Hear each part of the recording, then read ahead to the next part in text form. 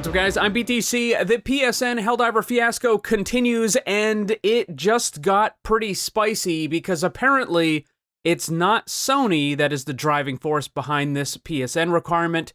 It appears that it is, in fact, Arrowhead Studios that was behind it all along. And I know a bunch of people have been trying to defend Arrowhead Studios, saying, "Oh, they're innocent. They didn't, they don't like this and they're against it. It's all Sony. You should be directing your anger at Sony." And I don't doubt that Sony is playing a big part in this and that they're scummy, and for all of the other reasons that I've listed, you shouldn't have a PSN account. But new information does seem to indicate that it was actually Arrowhead Studios that is the driving force behind this requirement. This information comes from an employee who works for Arrowhead Studios as community and support specifically for the Helldivers game. Now, this guy has since privated his account, and I'm willing to bet a bunch of these tweets have all been deleted because he didn't want people to actually see them, and he didn't realize the trouble it was going to cause when he first made these posts.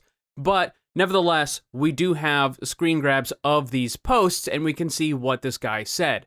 So, first of all, the question being asked was in regard to why is this being forced on everybody now after the game has been out for a while. And he says, hey, this isn't true. Due to overwhelming amount of people trying to link their accounts, the whole login process broke and people couldn't get into the game. Mandatory account linking was disabled 20 to 30 minutes after launch to let people play the game.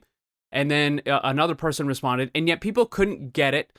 It's a process to force people into an ecosystem they don't want to because Sony thinks that'll make people pay for their products. Here's the employee for Helldivers for Arrowhead Studios directly refuting that, saying, no, it's to allow us to ban people. That is the sole reason. So it appears that it's not actually Sony that is the driving force behind this, although I'm sure they're pretty happy about it. It is, in fact, Arrowhead Studios, the community support departments, that want this change to make it easier in order to ban people. It is Arrowhead Studios that is pushing this, not Sony. Continuing, it says, so you couldn't ban people before? That's a lie. We could, but this increases the effectiveness of what we can do. Now, I know a whole lot of people were trying to defend Arrowhead Studios, and they kept saying, well, you're angry at the wrong people. You should be angry at Sony. And there were other employees from Arrowhead who publicly said that, oh, we're innocent of this. We don't want it. It's all Sony's fault. You should be mad at them.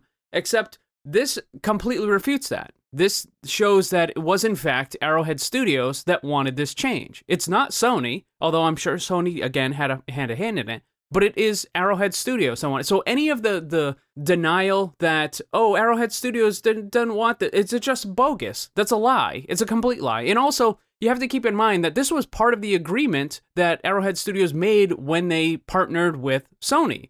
They knew this was part of it, and it appears that it was, in fact, Arrowhead Studios that was responsible for this, not Sony.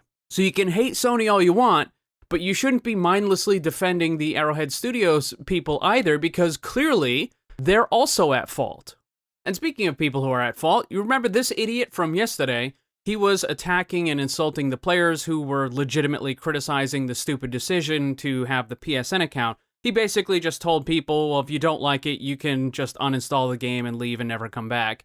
And now he has been forced to make an apology, and this is what he said. So, yeah, I was completely unaware how many countries don't have the ability to make a PSN account when I made that statement. I deeply regret implying that it was so easy for everyone to just sign up and not have to worry about it. It's absolutely not our intention to force people to break Sony TOS or to just not play the game if they're in a restricted reason. There needs to be a better solution.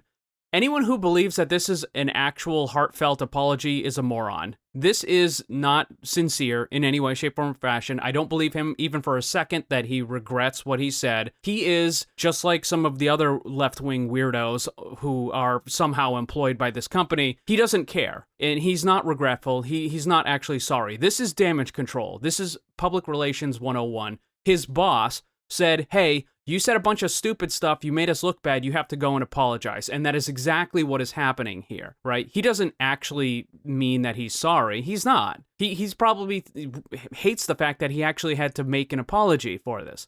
So, no, he doesn't believe that he's sorry. He doesn't actually feel bad about any of this. He's being forced to do this by his boss, who, instead of making an apology, should have fired the employee instead. But then continuing, we did actually get a little bit of information, somewhat useful information from this moron, who said, if a better solution in regard to the PSN region locking, he says, if a better solution isn't provided for players who are in regions without PSN coverage, I'm assured that we won't be making the requirement mandatory for those players. We're not going to force people to either break Sony TOS or to not play the game. So what this tells me right here is that Arrowhead Studios actually has control over whether or not a person can log into the game through the PSN. Because if they're able to, from what it says here, if they're able to unilaterally just make it so that a person who lives in one of those other countries doesn't need a PSN in order to log in, then they could do that for any country. There's no reason why they would need to have it. Again, Arrowhead Studios is the one that was pushing for this requirement because they wanted to be able to ban more people more easily. That's why they did it.